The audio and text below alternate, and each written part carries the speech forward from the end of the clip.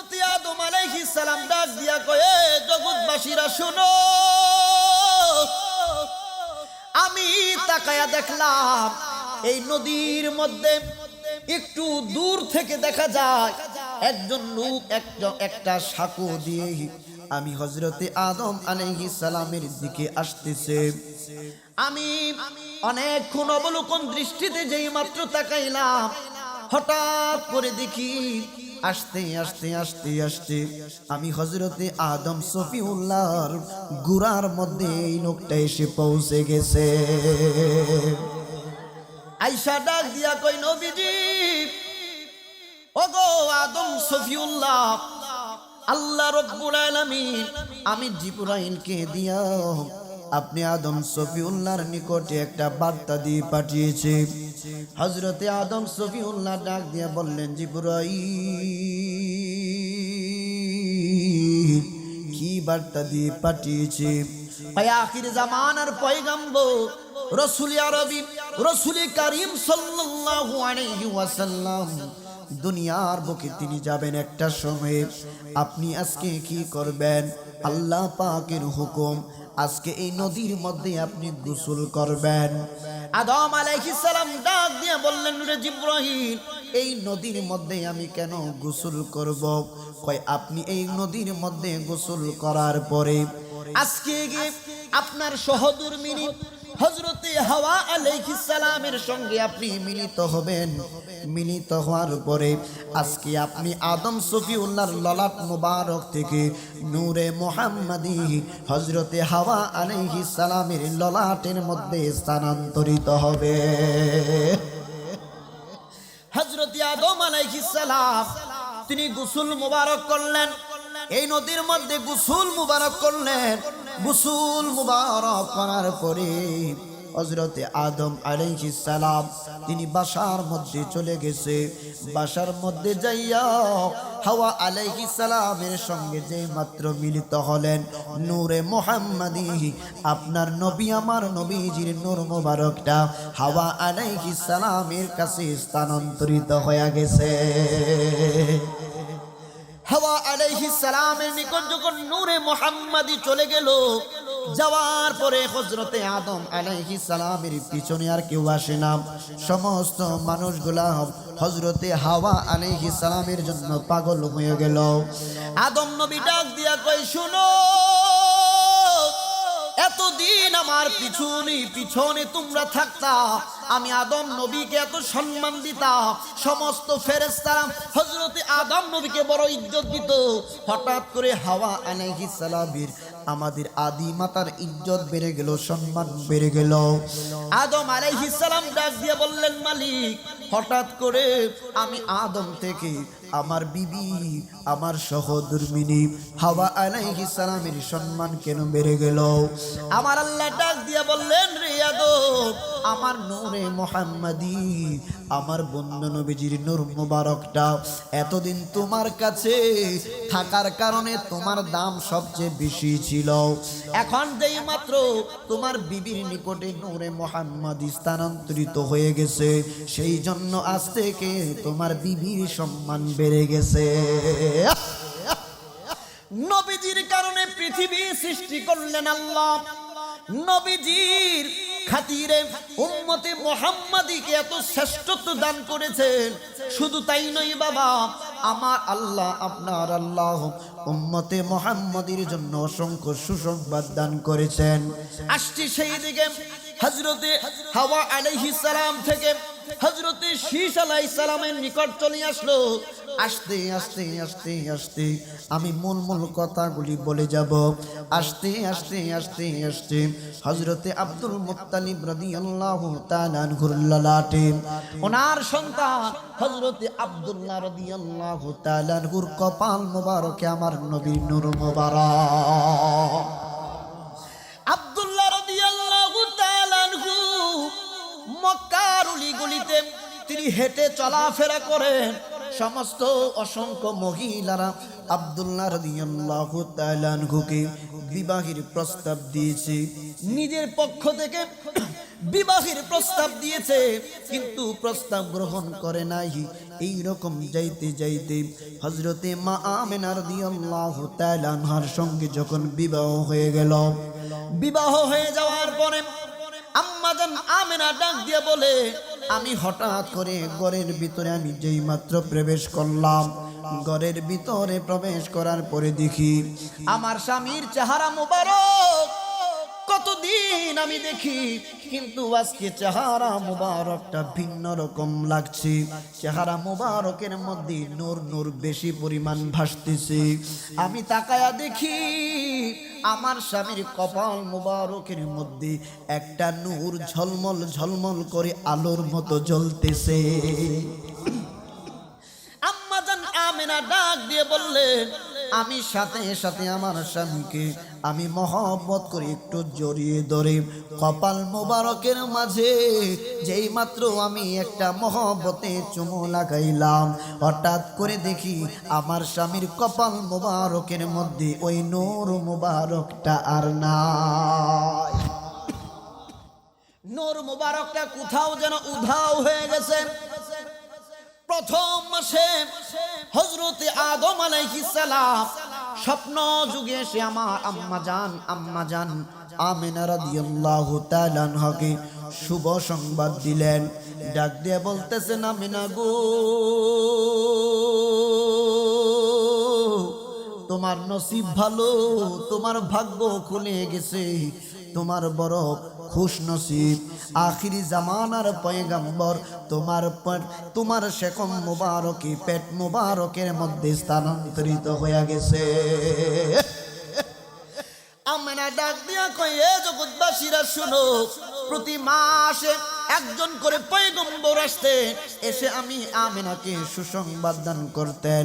আমি রিসালতের কথাই বলছি, সাবজেক্ট এটা দিয়েছে। আমার বন্ধুরা, বাবারা, আপনার নবী আমার নবীজির আগমনের দিনকাল যেই মাত্র দুনিয়ার মধ্যে আপনার নবী আমার নবী যেই মাত্র চলে আসবেন, আম্মা জান আমেনা ডাক দিয়ে বললেন, আমি মরুময় বালুকা প্রান্তর দিয়া হাঁটাহাঁটি করতেছি।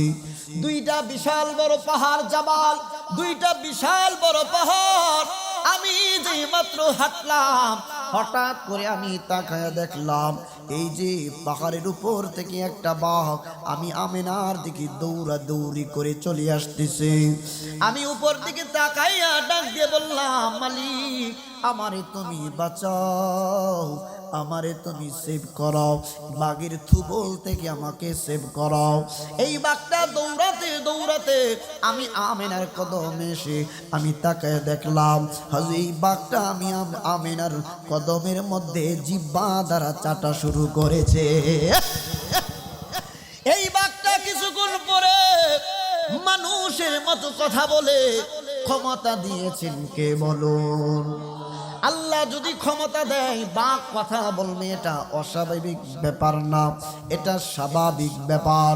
বাঘ আল্লাহর দরবার থেকে অনুমতি নিয়ে জবানটা খুলে দেওয়ার জন্য বাঘ আল্লাহর দরবারে যেই মাত্র দরখাস্ত করলেন, ইঞ্জিমিন টাইমে বাঘের জবানটা খুলে যাওয়ার পরে আমিনাকে সালাম জানায় বলতেছেন, মা, আপনার গর্ভ মুবারকের মধ্যে এমন সন্তান আগমন করেছে যিনি হবেন সমগ্র বিশ্ব জাহানের এমনকি আল্লাহর সমস্ত সৃষ্টি জগতের রহমত। বাঘ ডাক দিয়া কয়, আমেনা, ভয় পায়ো না, চিন্তা করো না, পেরেশানি হইও না, আমি তোমাকে খাবো না, আমি তোমার কদম মুবারকে তোমাকে সালাম জানানোর জন্য এসেছি। আম্মা জান আমেনা রাদিয়াল্লাহু তাআলা আনহা বলেন, সময় যখন গনিয়ে আসতে লাগলো, আমি অনেক সময় একা একা ঘরের মধ্যে থাকি, বাসার মধ্যে অনেক সময় আমার স্বামী থাকে না, বিভিন্ন দরকারে বাসা থেকে পুরুষ মানুষ বের হবে, এটাই স্বাভাবিক বিষয়। আম্মা জান আমেনা ডাক দিয়ে বললেন, আমি হঠাৎ করে একা একা ফিল বোধ করতেছিলাম। রাহমাতুল লিল আলামিন নবীজি দুনিয়ার মধ্যে যে মাত্র শুভ আগমন করবেন, আম্মা জান ডাক দিয়ে বলতেছেন, আমি একা একা ফিল করতেছি, আমার কেমন জানি পেরেশানি পেরেশানি লাগতেছে। আমি হঠাৎ কইরা তাকায়া দেখি আকাশের দিক থেকে একটা সবুজ পাখি আমি আমেনার ঘরের দিকে আসতেছে। আমেনা কয় শুনো, আমি তাকায়া দেখলাম সবুজ রঙের একটা পাখি আমি আমেনার বাহুর মধ্যে এসে বসে গেছে। বাহুর মধ্যে বসে এক ডানাওয়ালা পাখি। জীবনে কত পাখি দেখলাম, পাখির দুই পাশে দুইটা ডানা থাকে, কিন্তু এ কেমন পাখি? সবুজ রঙের পাখি, ডানাওয়ালা, কিন্তু এক ডানাওয়ালা পাখি। আমি আমেনার বদন মুবারকে যেই মাত্র আলতো করে একটু আদর করে দিল, আমি দেখলাম মুহূর্তের মধ্যেই আমি আমেনার সমস্ত পেরেশানি দূর হয়ে গেছে। আম্মা জান ডাক দিয়া কই, রে জগৎবাসীরা শুনো, আমি হঠাৎ করে দেখলাম সাদা দুধের মতো সাদা এমন জাতীয় একটা শরবত একটা পেয়ালার মধ্যে করে আমার সামনে যখন উপস্থিত করা হলো, আমাকে বলা হলো পান করার জন্য। আমি যেই মাত্র পান করলাম আমার ভিতরে পর্যন্ত প্রশান্তি চলে আসলো। হঠাৎ করে আমি তাকায় দেখি বিশাল বড় খেজুরের গাছের মতো চারটা মহিলা চারদিকে দাঁড়ায়া রইছে। সুবহানাল্লাহ, বিশাল বড় খেজুরের গাছের মতো চারজন মহিলা আমার চারপাশে জিমিন টাইমে দাঁড়িয়ে গেল। দাঁড়াইয়া ডাক দিয়া কই শুনো,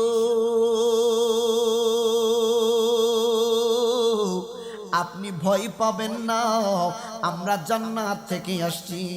আমার রব্বুল আলামিন রাহমাতুল লিল আলামিন নবীজিকে রিসিভ করার জন্য আমাদেরকে পাঠানো হয়েছে। একবার জোরে বলা যাবে কি মারহাবা? আম্মা জান আমেনা ডাক দিয়া কই, তোমাদের পরিচয় কি? এক এক করে বিস্তারিত বলছি না, এক এক করে পরিচয় দিলেন। এক এক করে পরিচয় দেওয়ার পরে আম্মা জান আমেনা ডাক দিয়ে বলতে দেখলাম এই নূরের জ্যোতি দ্বারা এই যে সিরিয়ার সামদেশের রাজপ্রাসাদ পর্যন্ত আলোকিত হয়ে গেছে। এই যে বাবা খুব মনোযোগ, কথাগুলা কোত্থেকে বলতেছি। এই যে দেখেন, এই যে ইমাম বাইহাকি রাহমাতুল্লাহি আলাইহি আলেমগণ আছেন, দালাইলুন নবুয়তের প্রথম খণ্ডের মধ্যে হাদিস কানা বড় চমৎকার ভাবে আসছে। আপনার নবী আমার নবীজি তিনি প্রথম অবস্থা তিনি বর্ণনা করেছেন। আপনার নবী আমার নবীজি বলছেন, দালাইলুন নবুয়তের 82 নং পৃষ্ঠার মধ্যে হাদিসটা আসছে। বাপ এই সহিহ হাদিস, এই হাদিসটা একদম পাক্কা সহিহ হাদিস। আপনার নবী আমার নবী বলেন, দাওয়াতু আবি ইব্রাহিম, আমি হচ্ছি হযরতে ইব্রাহিম আলাইহিস সালামের দোয়া, ওয়া বিশারাতু ঈসা আলাইহিস সালাম, এবং আমি হচ্ছি হযরত ঈসা রুহুল্লাহর শুভ সংবাদ। শুধু তাই নয়, আপনার নবী আমার নবী ডাক দিয়ে বললেন, জগৎবাসীরা শুনো, আমি হইলাম আমার মায়ের দেখা সেই নূর, যেই নূর আমার মা নিজের চক্ষু মোবারক দ্বারা দেখেছিলেন। আম্মা জান আমেনা ডাক দিয়া কই শুনো, আমি আমার সামনে আমার ঘরের যে দেয়াল, ওই সময়ের যে রকম সিস্টেমের দেয়াল ছিল, এই দেয়াল পর্যন্ত আমি দেখতে পেতাম। কিন্তু রাহমাতুল লিল আলামিন নবীজি যেই মাত্র দুনিয়ার বুকে তাশরিফ এনেছেন, নবীজির নূর মুবারকের কারণে সিরিয়ার সামদেশ পর্যন্ত নূরে নূরান্বিত হয়ে গেছে, আলোকিত হয়ে গেছে। আমি আমেনা সিরিয়ার রাজপ্রাসাদ পর্যন্ত ক্লিয়ারলি দেখতে পাচ্ছিলাম। সুবহানাল্লাহ। আম্মা জান আমেনা রাদিয়াল্লাহু তাআলা আনহা ডাক দিয়া কয়, এ জগৎবাসীরা শুনো, রাহমাতুল লিল আলামিন নবীজি দুনিয়ার মধ্যে শুভ আগমন করেছেন। প্রত্যেকটা সন্তান দুনিয়ার মধ্যে শুভ আগমন করলে হাউমাউ করে কান্নাকাটি করে, কারণ শয়তান তখন তার উপরে ওয়াসওয়াসা দেয়, ভর করে। কিন্তু রাহমাতুল লিল আলামিন নবীজি দুনিয়ার বুকে আগমন করার পরে প্রথম জবান দিয়া যে কথাটা আসছিল তাওহীদের বাণী, আল্লাহ আল্লাহ যে এক সাক্ষ্য দেওয়ার পরে আপনার নবী আমার নবীজি একটাই কথা বলেছেন, মালিক ইয়া হাবলি উম্মতি, আমার উম্মতকে তুমি ক্ষমা কইরা দাও, আমার উম্মতকে ক্ষমা কইরা দাও। নবীজি দুনিয়াতে আসার সময় উম্মতের জন্য ক্ষমা চায়। নবীজি সারা জীবন 63 বছরের জিন্দেগিতে উম্মতি উম্মতি শুধু করেছেন। রওজা মুবারকের মধ্যে এখনো পর্যন্ত উম্মতের জন্য ক্ষমা চান। আল হাবিল ফাতাওয়ার মধ্যে জালালউদ্দিন সৈয়দী লেখেন, প্রথম খণ্ডের মধ্যে লিখতেছেন, উম্মত যখন কোনো গুনাহ করে রাহমাতুল লিল আলামিন নবীজি রওজা মুবারক থেকে উম্মতের জন্য আল্লাহর দরবারে ক্ষমা প্রার্থনা করে। কেমন নবীর উম্মত আমরা, কেমন নবীর উম্মত। নবীজি রওজা মুবারকে এখনো পর্যন্ত উম্মতি উম্মতি করুক। এখন চলছে মেরাজের রাত্র, ভাই কি বলে মেরাজের মাস চলছে। কেমন নবীর উম্মত দেখেন। আম্মা জান আমিনা ডাক দিয়ে বলতেছে, আমার সন্তানকে দেখলাম ইয়া হাবলি উম্মতি উম্মতি উম্মতি বলে, ওই সময়ের মধ্যে নবী আমার উম্মতি উম্মতি বলে কান্দেন। হঠাৎ করে আম্মা জান আমিনা কয়, আমি দেখলাম আমার চোখের পর্দা, চোখের সামনে একটা পর্দা দেওয়া হলো। আমি দেখলাম আমার সন্তানটা জান্নাতি সুবুক পোশাক মোবারক পরিত অবস্থায় দুনিয়াতে এসেছে। আমরা দুনিয়াতে আসলে উলঙ্গ অবস্থায় আসি, কিন্তু আমার নবী আপনার নবীজি জান্নাতি পোশাক পরে দুনিয়ার জমিনে চলে আসছে। নবীজির লজ্জাস্থান মোবারক পৃথিবীর কেউই দেখতে পারে না। আম্মা জানা আমেনা কয়, শুনো, আমি দেখলাম আমার সন্তানকে আকাশের উপরের দিকে নিয়ে যাওয়া হলো। কে জানি আওয়াজ করে বলতেছে, আসমান এবং জমিনের মধ্যে কোথায় কি আছে। রহমাতুল লিল আলামিন নবীজিকে সমস্ত কিছু ভ্রমণ করে আমার নবীজিকে সকল কিছু সম্পর্কে অবহিত করাইয়া দাও। নবী আমার রহমাতুল লিল আলামিন নবীজি দুনিয়ার বুকে আসবেন। আমার আল্লাহ পৃথিবীটা সাজিয়েছেন কত চমৎকার ভাবে। আজকে মেহমান যারা আছেন আমাদেরকে রিসিভ করার জন্য, আমাদের বসার জন্য কত সুন্দর পরিবেশ করেছেন। কিন্তু রহমাতুল লিল আলামিন নবীজি দুনিয়ার বুকে তাশরিফ আনবেন, নবীজি দুনিয়ার বুকে পদার্পণ করবেন। আমার রব্বুল আলামিন সমস্ত পৃথিবীটাকে কত সুন্দর করে সাজাইয়া দিছে। একবার জুড়ে বলা যাবে কি মারহাবা। দয়াল নবীর আগমনে আনন্দিত ত্রিভুবন, জিন্দা নবীর আগমনে আনন্দিত ত্রিভুবন। উল্লাসে মাতিয়া ওঠে পেয়ে নবীর দোচরণ, উল্লাসে মাতিয়া ওঠে পেয়ে নবীর দোচরণ। নারায়ে তাকবীর আল্লাহু আকবার, নারায়ে রিসালাত ইয়া রাসূলুল্লাহ। বলুন দয়াল নবীর আগমনে আনন্দিত ত্রিভুবন, দয়াল নবীর আগমনে আনন্দিত ত্রিভুবন। উল্লাসে মাতিয়া ওঠে পেয়ে নবীর দোচরণ, উল্লাসে মাতিয়া ওঠে পেয়ে নবীর। মা আমেনা বলে সেদিন তিনটি পতাকা পূর্ব পশ্চিম কাবার ছাদে দিয়েছিল দেখা। মা আমেনা বলে সেদিন তিনটি পতাকা পূর্ব পশ্চিম কাবার চাঁদে দিয়েছিল দেখা। আসলেন নবী পোশাক পরা সুরমা লাগা দুনয়ন, আসলেন নবী পোশাক পরা সুরমা লাগা দুনয়ন। উল্লাসে মাতিয়া ওঠে। সুবহানাল্লাহ কন্না। নবীজি জান্নাতি পোশাক মোবারক নিয়ে আসছেন। এখন নবীজি কি নিয়ে আসছেন, এখান থেকে মূল আলোচনা শুরু হবে। যেহেতু ঈদে মিলাদুন নবী সাল্লাল্লাহু আলাইহি ওয়াসাল্লাম আমাকে বিষয় দেওয়া হয়েছে, এক কথায় সংক্ষিপ্তভাবে আমি একটা কথা বলি। নবীজির আগমনকেই আরবিতে বলা হয় মিলাদুন নবী। সুবহানাল্লাহ। মিলাদ মৌলুদ থেকে মিলাদ। আলেমগণ উপস্থিত আছেন, অনেকে হুজুর মিলাদটাকে ইসমে আলা হিসেবে নিতে চায়। আমি আপনাদের হাতে করজোর করে বলে যাচ্ছি, যদি মিলাদ শব্দটা মিআদের ওজনে, মিফালের ওজনে ইসমে আলা নেন, তাহলে আমি আপনাদের কাছে একটা প্রশ্ন রেখে যাব। কোরআনের আয়াত ইন্নাকা লা তুখলিফুল মিআদ, আমরা দুয়াতে বলি না আজানের পরে, এই মিআদ শব্দটা আপনি ইসমে আলা নিলে কি অর্থ করবেন? অর্থ করেন দেখি। করতে পারবেন না বাপ। আল্লাহ অঙ্গীকার ভঙ্গ করেন না, অঙ্গীকারের যন্ত্র, নাউজুবিল্লাহ মিন যালিক। বুঝতে হবে বাপ, এই বিষয়গুলো নাহুসরফ যারা ভালো পড়াশোনা করেছেন তারা জানেন। আমার বন্ধুরা, বাবারা, গভীর মনোযোগ। দয়াল নবী রাহমাতুল লিল আলামিন নবীজি যেদিন দুনিয়ার মধ্যে শুভ আগমন করেছেন, ওই রাত্রটা, ওই দিবসটা সর্বশ্রেষ্ঠ দিবস। আমি আপনি জুমাবার অনেকে জন্মগ্রহণ করি, অনেকে শনিবার জন্মগ্রহণ করি।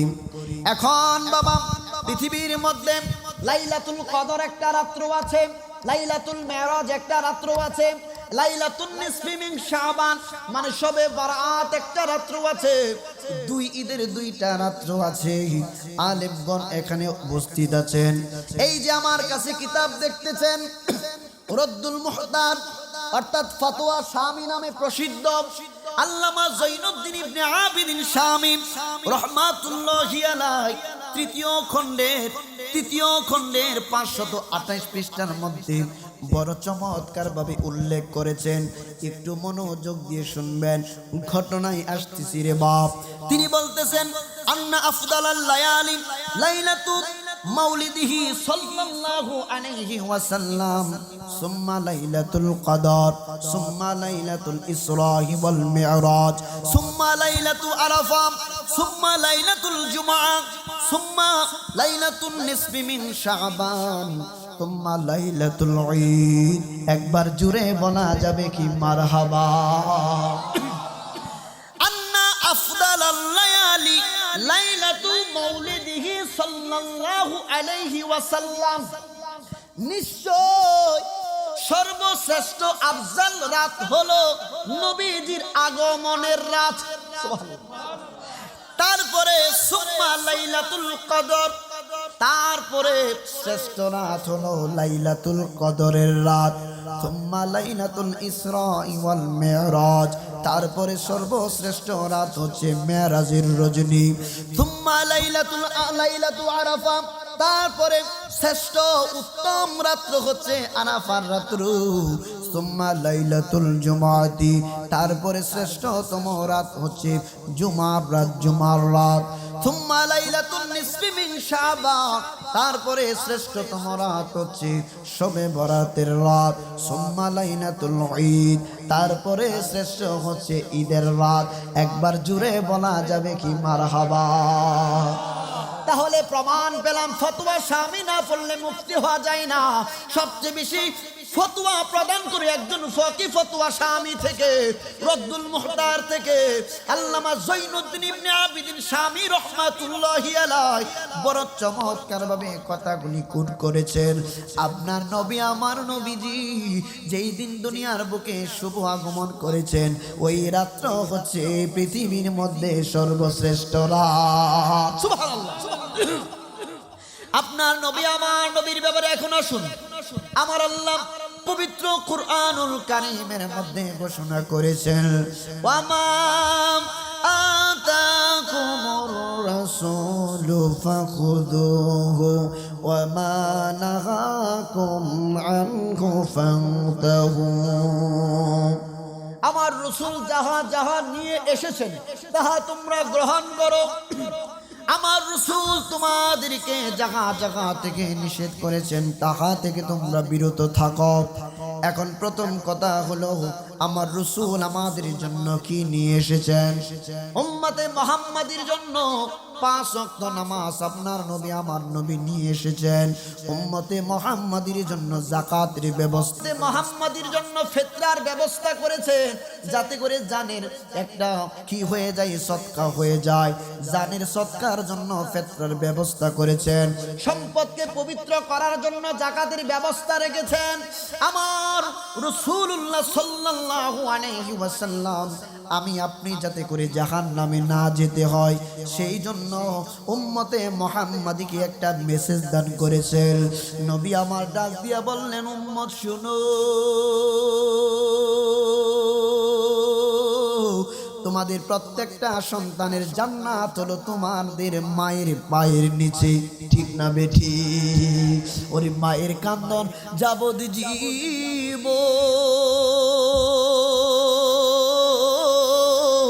ওরে 2-4 মাস বোনের কান্দন রে, ওরে ঘরের পরিবারের কান্দন কয়েক দিন পর তাকে না। জনম দুঃখিনী আমার গর্ভধারিণী মা। ঠিক না বেটি? হাতে পায়ে তেল মাইখা নাও দিত শক্ত করি, পেশাব পায়খানায় আমি মায়ের কোলেই করি। তবু আমার রাগ হইল বিজল গুয়ে মতে, আমারে শুকনাই রাখিয়া মাই তাকে বিজাতে। জয়নগরী ভেবে বলে,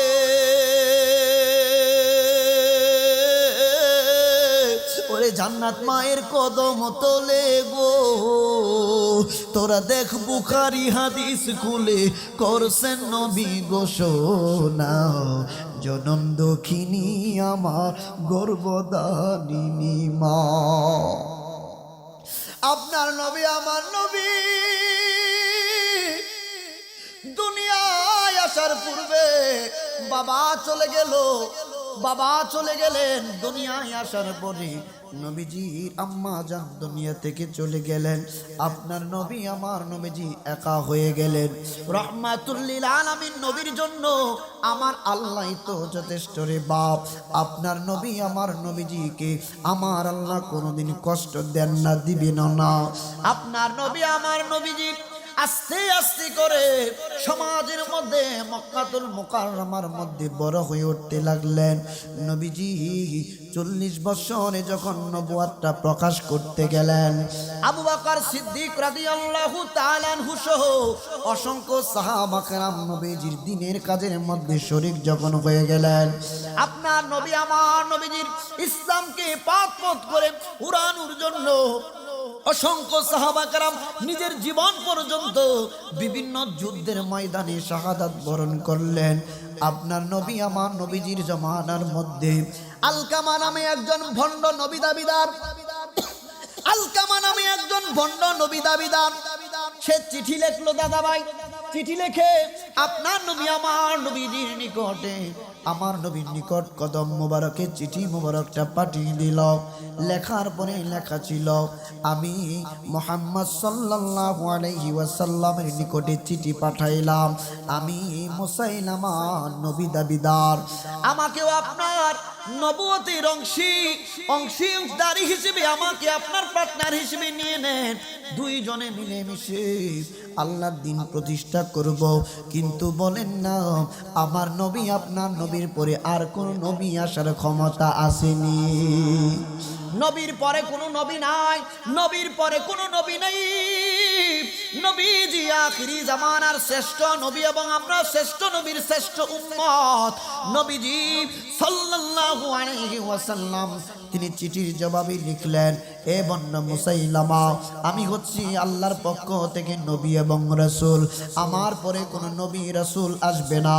তোমার এই যে নবী দাবি করলাম, তুমি নবী দাবি থেকে তোমার এই বয়ানটা তুমি সরিয়ে ফেলো, নয়তোবা আল্লাহর পক্ষ থেকে বিচার ফয়সালা চলে আসবে। নবীজির এই বয়ানটা, নবীজির চিঠি মুবারকটা কে নিয়ে যাবে? বন্ড নবী দাবিদার মুসাইলামার নিকট। কারণ ওই যুগে তো তরবারির ব্যবহার ভালো ছিল না, কথার পূর্বেই তরবারির আঘাত চলে যেত। নবীজি সাহাবীদের সামনে নবীজি বয়ান করছেন, বয়ান করতে করতে আমার নবী ডাক দিয়ে বললেন, সাহাবীরা, ও সাহাবীরা রে, আমার চিঠি মুবারকটাকে লইয়া যাইবা, আমি নবীর পক্ষ থেকে ইসলামকে জিন্দা করার জন্য। রহমাতুল লিল আলামিন নবীজি এই বয়ানটা যেদিন করলেন, সমস্ত সাহাবীদের মধ্যে মানে একটা ভূমিকম্প শুরু হইল, স্তব্ধ হয়ে গেল। একজন সাহাবী ডাক দিয়া কয়, নবী গো, ও নবী, জীবন চলে যাবে, জীবন চলে যাবে। রহমাতুল লিল আলামিন নবীজির চিঠি মুবারকটা আমি নিয়ে যাব, আমি নিয়ে যাব। আমি যদি মরে যাই, শাহাদাত বরণ করি, আমার কোনো আফসোস থাকবে না গো নবীজি। ইয়া রাসূলুল্লাহ, নবী গো, আপনার পক্ষ থেকে চিঠি মুবারকটা আমার হাতে দিয়ে দেন। আমার নবী ডাক দিয়ে বললেন, পাগলা, তোমার জীবনের চিন্তা করলা না, আল্লাহর দরবারে তুমি এটার জন্য প্রতিদান পাইবা। রহমাতুল লিল আলামিন নবীজি চিঠি মুবারকটা লইয়া ওই সাহাবী যেই মাত্র ছুটলেন, যাইতে যাইতে যাইতে যাইতে দীর্ঘ ঘটনা, মূল মূল কথাগুলো আমি বলছি, সময় পাস করা আমার চিন্তা নাই। ইঞ্জিমিন টাইমে সাহাবী নবীজির চিঠি মুবারক লইয়া যাচ্ছে। যাইতে যাইতে যাইতে যাইতে বন্ড নবী দাবিদার মুসাইলামার সামনে চলে গেল। যাইয়া ডাক দিয়া কয়ে, বন্ড নবী দাবিদার মুসাইলামা, শুনো, রহমাতুল লিল আলামিন নবীজি আল্লাহর রাসূল সাল্লাল্লাহু আলাইহি ওয়াসাল্লামের পক্ষ থেকে আমি দূত হয়ে এসেছি। এই নাও নবীজির চিঠি মুবারক। ইনজিমিন টাইমে চিঠি মুবারকটা নবীজির যেই মাত্র খুললে, খোলার পরে নবীজি জায়গা জায়গা বলার বিস্তারিত বলে দিলেন, এখনো সময় আছে, তুমি যে নবী দাবি করলা, এটা কথাটা তুমি উইথড্র করে নাও। তুমি, আমি রহমাতুল লিল আলামিনের সঙ্গে তুমি নবুয়তের অংশীদার হিসেবে তোমাকে আমার আল্লাহ মনোনীত করে নাই, তুমি কেন এইরকম অপপ্রচার করতেছ? মুসাইলামা ডাক দিয়া কয়ে, নবীর দূত, তুমি কি রহমাতুল লিল আলামিন নবীজির কথার সাথে একমত? বলো না, আমিও কি নবী কিনা? এই যে চতুর্দিকে যত মানুষগুলা দেখতাছো, সমস্ত মানুষগুলা আমার নবী হিসেবে মানে, তুমিও যদি নবী হিসেবে মাইনা নাও, তোমাকে এখান থেকে সহি সালামতে আমি ছেড়ে দেব। আর যদি নবী হিসেবে না মানো, তাহলে তুমি জিন্দা এখান থেকে যাইতে পারবা না। নবীর সাহাবী কয়, জীবন চলে যাবে, কিন্তু নবীর প্রেমের মালা আমার জবান থেকে, আমার গা থেকে তোমরা ছুটাইতে পারবা না। একবার জুড়ে বলা যাবে কি সুবহানাল্লাহ? নবীর সাহাবী বীরের বেশে দাঁড়িয়ে আছে। বন্ড নবী দাবিদার মুসাইলামা ডাক দিয়ে বললেন, আরে নবীর সাহাবী, বলো আমাকে নবী মানো কি না? কই, তোমাকে কোশ্চিন কালেও নবী মানি না, তুমি মালাউন, তুমি শয়তান। আমার নবী, আপনার নবী হচ্ছে সর্বশ্রেষ্ঠ এবং সর্বশেষ নবী। মুসাইলামা ডাক দিয়া কয়ে, পাগলা, তুমি যদি আমাকে আজকে নবী না মানো, আগামীকাল সকাল বেলা বড়া মজলিসের মধ্যে তোমাকে মৃত্যুদণ্ড দেওয়া হবে। একবার জুড়ে বলা যাবে কি না আউযুবিল্লাহ? নবীর প্রেমিকেরা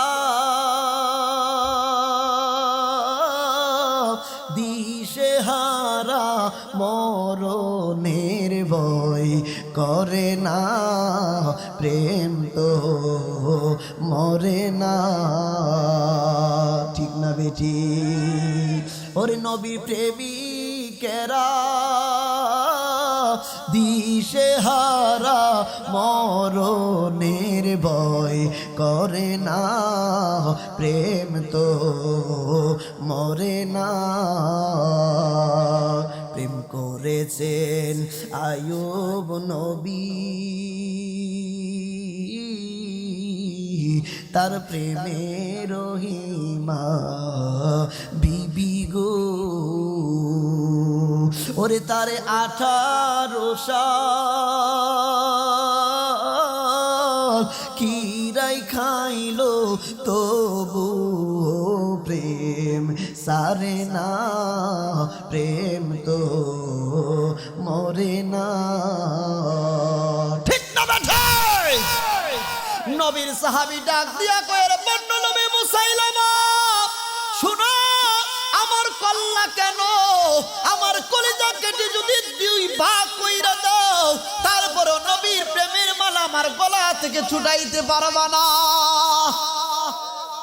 নবীজির সাহাবী বীরের বেশে বন্য নবী দাবিদার মুসাইলামার সামনে দাঁড়িয়ে আছে।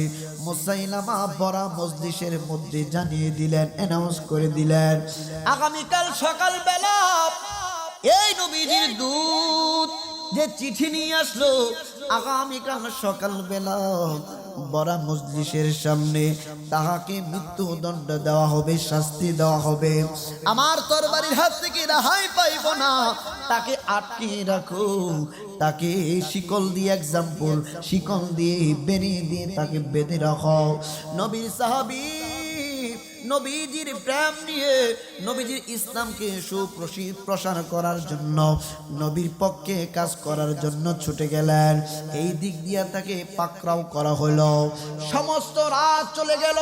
সমস্ত রাত চলে যাওয়ার পরে সকালবেলা বড় মজলিসের মধ্যে বন্ড নবী দাবিদার মুসাইলামা বলতেছে, শোনো, আমি শেষবারের মতো তোমাকে বলতেছি, এখনো সময় আছে, আমাকে নবী হিসেবে মেনে নাও। নবীর সাহাবী ডাক দিয়া বলল, হে ভণ্ড, আমার জীবন চলে যাবে, আমি কোশ্চিন কালেও তোমাকে নবী হিসেবে মানতে পারবো না। ইনজিমিন টাইমে যেই মাত্র মুসাইলামাকে নবী হিসেবে মানল না, মুসাইলামা জল্লাদকে হুকুম করলো, হে জল্লাদ, আমি হুকুম করলাম তাকে দুই হাত এবং দুই পা তার বেঁধে দাও। দুই হাত এবং দুই পা যেই মাত্র বেঁধে দিল, মুসাইলামা ডাক গিয়া কয়, জল্লাদ, তার একটা হাত কেটে দাও। নাউজুবিল্লাহ কোন, তার একটা হাত কেটে দাও। নবীজির সাহাবীর ডান হাতটা এই জায়গা থেকে কাইটা দিছে, ফিনকি দিয়া রক্ত ঝরতেছে। রে বাপ, আমরা তো ইসলামে তো সহজে পেয়ে গেছি, মূল্যায়ন করি না এই জন্য। কিন্তু নবীজির সাহাবীরা ইসলামকে সুপ্রসিদ্ধ করার জন্য, প্রসার করার জন্য নিজের তাজা রক্ত, নিজের তাজা জীবন নবীর কদমে দিয়া দিছে। নবীর সাহাবীর একটা হাত কাইটা দিছে, ফিনকি দিয়া রক্ত ঝরছে, আর উপরের দিকে তাকাইয়া মালিকের দরবারে আরজি করেছে, মালিক,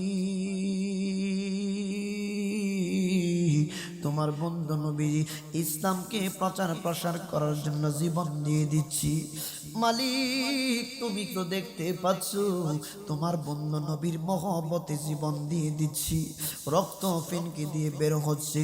বন্ধু নবী দাবিদার মুসাইলামা ডাক দিয়ে বলতেছে, এখনো সময় আছে, তোমার একটা মাত্র হাত কাটলাম, তুমি আমাকে নবী হিসেবে মেনে নাও।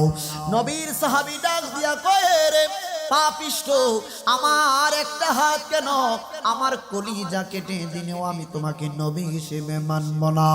ইনজিমিন টাইমে জল্লাদকে আবার বলা হলো, ওনার 2 নাম্বার হাতটা কেটে দাও। নবীজির সাহাবীর 2 নাম্বার হাতটা যেই মাত্র কেটে দিল, 2টা হাত না থাকলে কত কষ্ট। 2 দিক দিয়া ফিনকি দিয়া রক্ত ঝরছে, 2 হাত দিয়া রক্ত ফিনকি দিয়া ঝরছে। নবীর সাহাবীর শরীরটা কম্পন শুরু হয়ে গেছে। নবীর সাহাবী কম্পন সৃষ্টি হয়ে যাওয়ার পরে শরীর মুবারকটা, বডি মুবারকটা আস্তে আস্তে করে শরীরের শক্তি কমে আসতেছে। দেখেন, কুরবানির সময় যখন গরু মহিষ আমরা যখন জবাই করি, রক্তগুলা যখন মহিষের শরীর থেকে বের হয়ে যাইতে লাগে, শরীরের এই যে মহিষের শরীরের মধ্যে আর শক্তি তেমন থাকে না। গরু মহিষের শরীরের মধ্যে যেই শক্তি থাকে, শক্তিগুলা নিমিষেই নির্মূল হয়ে যায়, কমতে থাকে। এই নবীর সাহাবীর শরীর মুবারক থেকে ফিনকি দিয়ে রক্ত ঝরছে নবীর ইসলামকে জিন্দা করার জন্য। এই জন্য বলি বাপ, ইসলাম জিন্দা হতা হয় হর কারবালা কি বাত। ইসলাম তো এমনিতেই প্রসার হয় নাই, ইসলাম আমরা বাপদাতা থেকে পাইছি। এই জন্য ইসলামকে মূল্যায়ন করতে জানি না। আজকে ম্যাক্সিমাম দেখেন, ম্যাক্সিমাম ঘরের মধ্যে ইসলাম কাকে বলে? ইসলাম শুধু মসজিদের মধ্যে সেজদা দেওয়ার নাম না, ইসলাম মসজিদের মধ্যে সেজদা দিয়ে এসে ইসলাম শুধু যাকাত দেওয়ার নাম না, ইসলাম একটা পরিপূর্ণ জীবন ব্যবস্থা। আপনি নামাজ আদায় করলেন কিন্তু বাসার মধ্যে গিয়ে আপনার মায়ের মনে কষ্ট দিলেন, এই সেজদা কুষ্টিনকালেও আল্লাহর কসম এই সেজদা কোনো কাজে আসবে না। আপনি যাকাত দিলেন, আপনি হজ করলেন, আপনার বাবার মনে কষ্ট দিলেন, এই হজ এবং যাকাত আপনার কোনো কাজে আসবে না।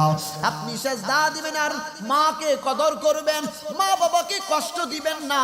মা বাবা বয়োজ্যেষ্ঠ হয়ে গেলে, বৃদ্ধ হয়ে গেলে ছোট্ট বাচ্চার মতো হয়ে যায়। আপনার সন্তান যখন বৃদ্ধ হয়ে যাবে, আপনার সন্তানও তেমন বুঝবে। আপনি আজকে বৃদ্ধ হয়ে গেছেন, সন্তান বাবাকে আলাদা করে দিল, স্ত্রী পুত্রদেরকে নিয়ে আলাদা সংসার করলো।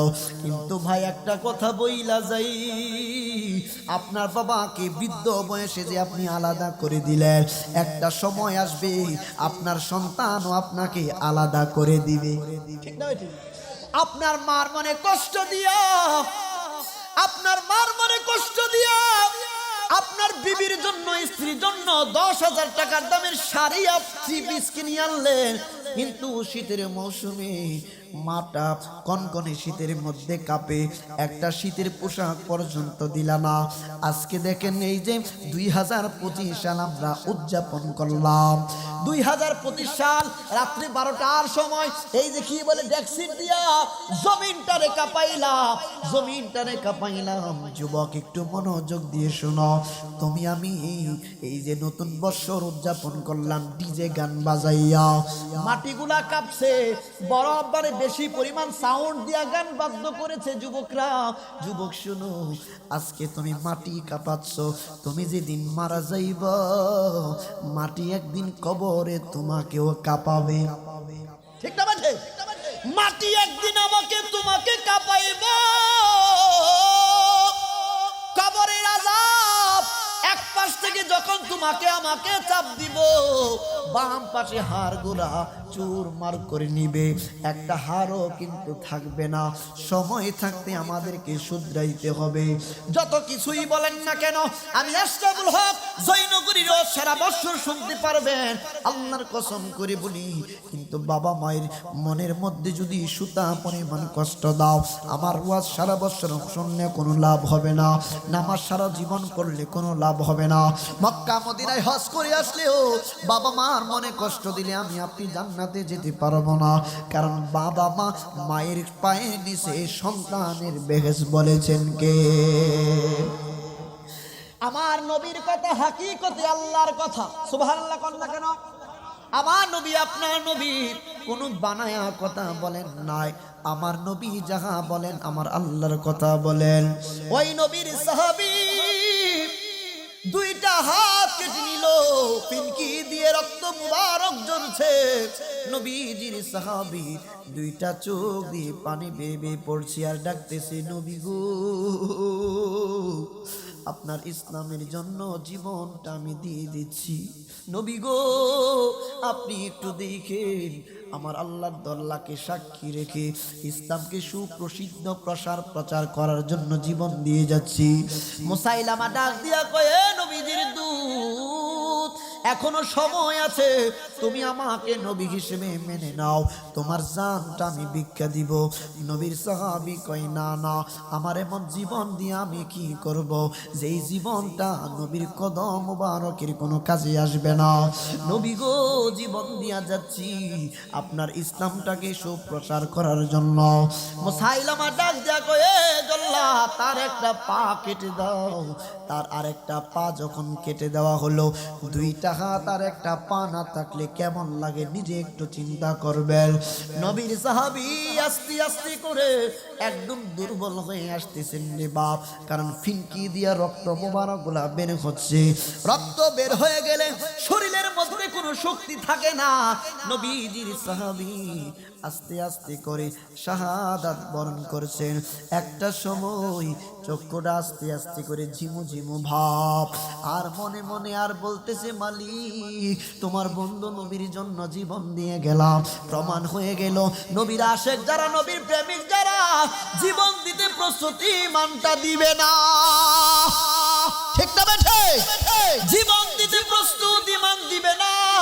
যেমনি করে সিলেটের জমিনের মধ্যে আল্লাহর কসম করে বলি, সিলেটের জমিনের মধ্যে সুন্নিয়তকে প্রতিষ্ঠা করার জন্য, নবীর দ্বীনকে প্রতিষ্ঠা করার জন্য, প্রচার প্রসারের লক্ষ্যে এই বাংলার জমিনে সিলেটের মধ্যে সবচেয়ে বেশি বর্তমানে খেদমত করেছেন আল্লামা সাহেব কেবলা ফুলতলি রহমাতুল্লাহি আলাইহি। আল্লামা ফুলতলি রহমাতুল্লাহি আলাইহি উনার নিজের শরীরে রক্ত মুবারক ঝরিয়েছেন এই মিলাদ কিয়ামের জন্য। মিলাদ কিয়ামের জন্য নিজের শরীরে তাজা রক্ত ঝরিয়েছেন এই শাহজালাল ইয়ামানি মুজাররিদি রহমাতুল্লাহি আলাইহি, জিনার হাতে আপনার দাদা, তার দাদা, তার দাদা, আমার আপনার 14 গোষ্ঠী মানুষ হাতে হাত রেখে মুসলমান হয়েছে। ওই শাহজালাল ইয়ামানি রহমাতুল্লাহি আলাইহির মাজারে যখন বোমা নিক্ষেপ করা হয়েছিল তখন তিনি প্রতিবাদ করেছিলেন। তিনি হচ্ছেন সাহেব কেবলা ফুলতলি। ইয়া রাসূলুল্লাহ জিন্দাবাদ।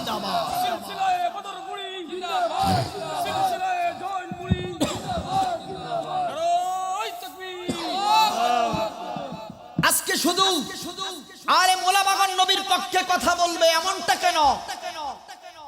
আমি আশরাফুল হক জয়নগরী শুধু কথা বলবো এমনটা কেন? আব্দুল খালেক জিহাদি শুধু একা কথা বলবেন শুধু কেন? সিরাজি সাহেব শুধু কথা বলবেন শুধু এটাই কেন? প্রত্যেকটা নবীর প্রেমিকদেরকে নবীর পক্ষে সর্ব অবস্থায় সব জায়গায় বলতে হবে, ঠিক না ভাই? ঠিক। এটা ঈমান ইস্তিহা, আপনার ঈমানি দায়িত্ব। আপনার বাবাকে কেউ গালি দিলে আপনি রান্দা নিয়ে বের হয়ে যান, আর আপনার সামনে নবীকে গালি দিচ্ছে, আপনি বসে আছেন। হাসরের ময়দানে যদি আমার নবী আপনার নবী জিজ্ঞেস করে তোমার বাবার জন্য তুমি লাঠি নিয়ে বের হয়েছিলা, তোমার সামনে আমাকে ছোট করেছিল, উম্মত তুমি তখন চুপচাপ বসেছিলা, বলুন তো নবীর সামনে, মুস্তাফার সামনে আমাদের কোনো জবাব থাকবে? এই আমাদের কোনো জবাব থাকবে? আজকে যেখানে ইচ্ছা মাঠে ময়দানে মুখে যা আসতেছে তাই বলে দিচ্ছে, নবীদের শানে গুস্তাখি করছে, নবীদের শানে গুস্তাখি করছে। আমি এই পর্যন্ত কি কাউকে গালি দিয়েছি? কাউকে মন্দ বলেছি? কারণ নাম মেনশন করেছি? আমি আমার বার্তাটা, মেসেজটা আহলুস সুন্নাহ ওয়াল জামাতের পক্ষ থেকে পৌঁছে দিচ্ছি। যাহার ভালো লাগে গ্রহণ করবে, যাহার ভালো না লাগে সে ডিনাইট করে চলে যাবে। কাউকে গালি দেওয়ার সময় আমাদের নাই। কে আমাকে আপনাকে মন্দ বললো এই চিন্তা করার সময় নাই, কারণ আমরা সদা সর্বদা আমার নবীকে নিয়ে চিন্তাই থাকি, ঠিক না ভাই? ঠিক। আপনি দেখেন না কেন, আমি যদি আবারত আমরা আম পাবলিক, আমরা আম মানুষগণ নবীর শান শৌকত শুনলে ভালো লাগে। আমরা দেখেন কুরআনুল কারীমের মধ্যে আল্লাহ বলেছেন ওয়া রাফা'না লাকা যিকরাক, আয়াতের তাফসীর করেছেন, ব্যাখ্যা করেছেন জগৎ বিখ্যাত মুফাসসির ইবনে কাসির রাহমাতুল্লাহি আলাইহি। তাফসীর ইবনে কাসিরটা খুলে দেখুন, চতুর্থ খণ্ডের মধ্যে হাদিস কোট করেছেন, আতানি জিবরাইলু আলাইহিস সালাম, জিবরাইল নবীর কদমে আসলেন, নবী গো আপনি কি জানেন যে আল্লাহ পাক আপনার শান ইজ্জত মান কিভাবে বাড়িয়েছেন? নিজের ইজ্জতের কথা, নিজের প্রশংসার কথা নিজে নিজে বলা যায় না। নবীজি হাকমত করে বললেন ক্বাল আল্লাহু আ'লামু, আমার আল্লাহই অধিক ভালো জানেন।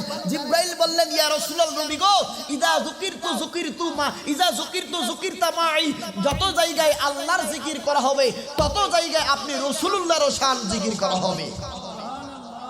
তাহলে আল্লাহর কথা বললে নবীজির কথাও বলা।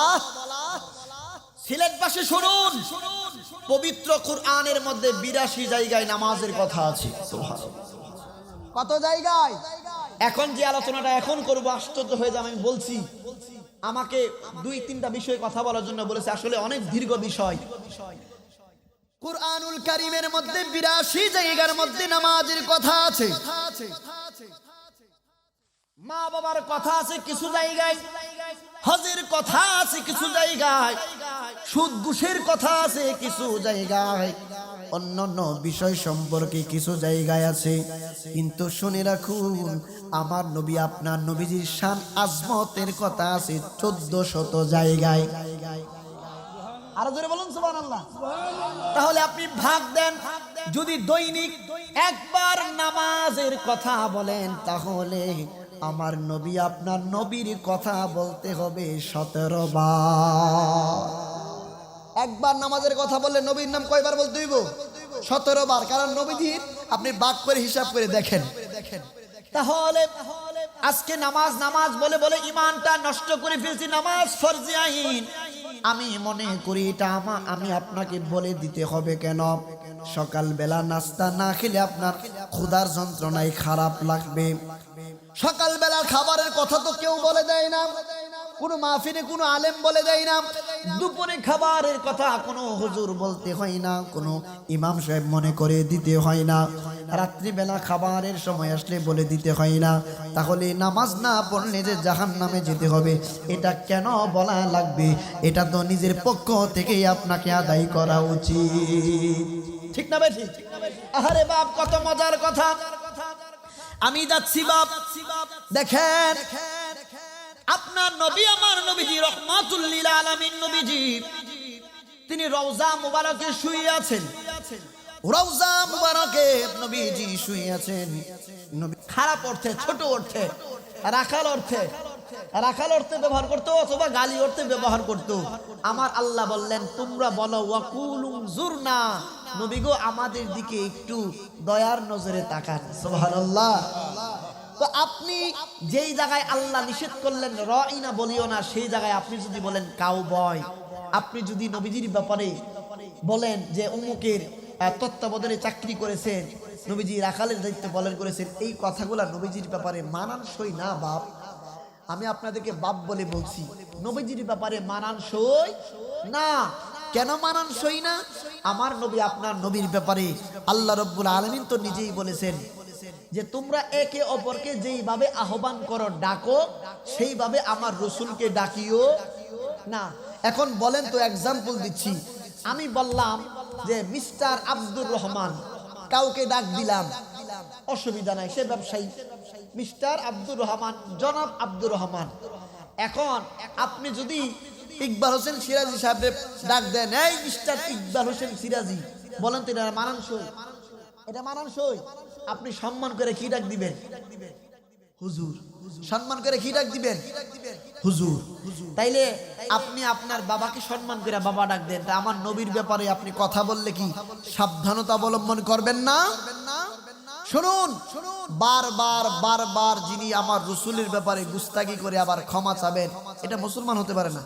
খাঁটি মুসলমান হতে পারে একবার, দুইবার, তিনবার। আমি কি বারবার ভুল করব? আমি কি বারবার ভুল করব? আমার নবীর ব্যাপারে কথা বলতে হলে খুব সাবধানতার সহিত কথা বলতে হবে। আমি পৃষ্ঠা নাম্বার সহ বলে দিয়ে যাই। তাফসিরে জালালাইন শরীফ, তাফসিরে জালালাইন শরীফ, আল মাকতাবাতুল ইসলামিয়া, আল মাকতাবাতুল ইসলামিয়া, পৃষ্ঠা নাম্বার 302 পৃষ্ঠা, পৃষ্ঠা নাম্বার 302 পৃষ্ঠা, হাসিয়া নাম্বার 10।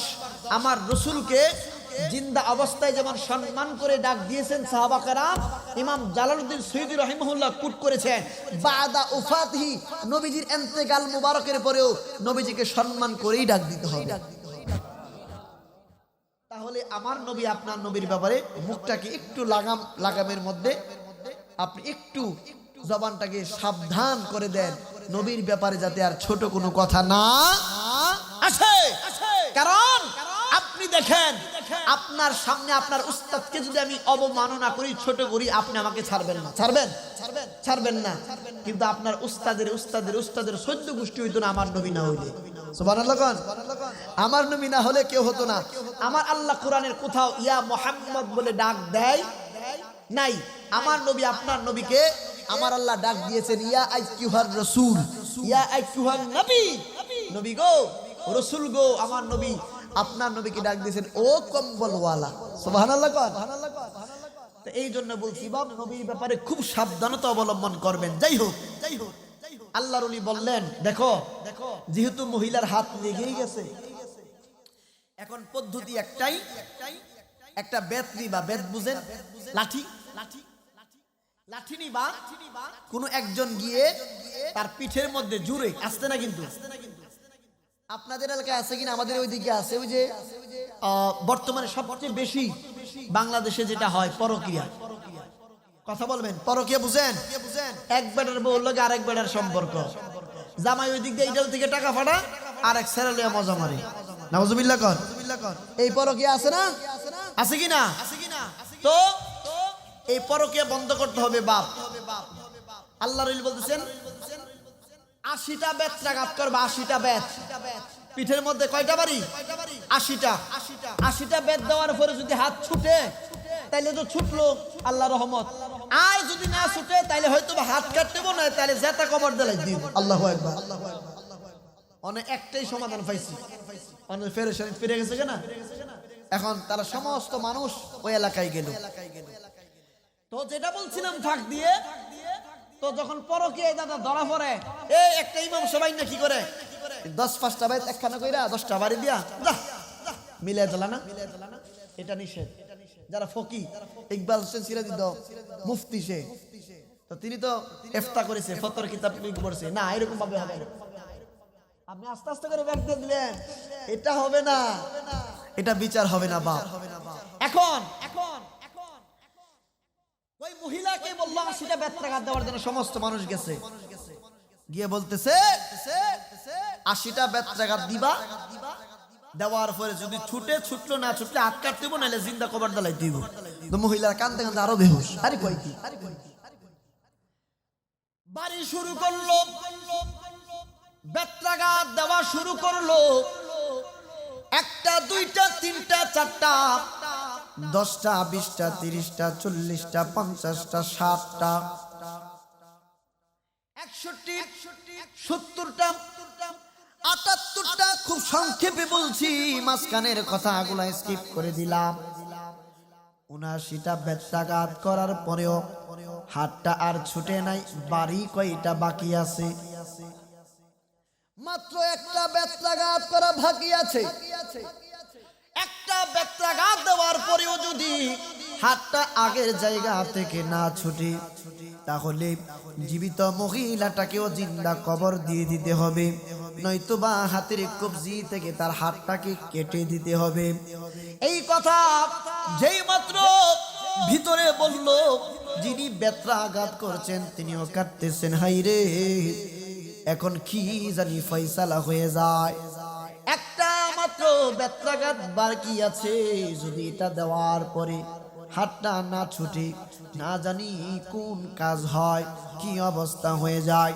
মহিলা কাঁদতে কাঁদতে তো এমনিতেই বেহুশ, তার বাড়ি যে পিঠের মধ্যে পড়ছে সেই খবরই তার নাই। কারণ বেতের এই যে বেতের বাড়ি থেকে বেত্রাঘাতের যেই ব্যথা, এই ব্যথার চাইতে বড় কিছু অন্তরের মধ্যে ঘুরতেছে, পাইচারি করতেছে, ব্যথা লাগে না। এই মহিলাটা কাঁদতে কাঁদতে বেহুশ হয়ে গেছে। বেহুশ হয়ে যাওয়ার পরে 80 নাম্বার বেত্রাঘাত যেই মাত্র করব, যেই মাত্র 80 নাম্বার বেত্রা একটু ঠাস করে মাইরা দিল, আল্লাহর মহিমা বুঝা পড়া যায়। এই মহিলাটা 80 নাম্বার বেত্রাঘাত করার পূর্বে একটু বেহুশ হইয়া পইরা ডাক দিয়া কয়, মালিক আমি না জানি না বুঝি মৃত মহিলা সম্পর্কে বাজে কমেন্টস করেছি, বাজে ধারণা পোষণ করেছি, দ্যাট মিন জিউস। মালিক আমাকে তুমি মাফ করে দাও, আমি তওবা করলাম, তওবু ইলাল্লাহি তাওবাতান নাসুহা, আমি জীবনে আর এরকম ভুল করব না।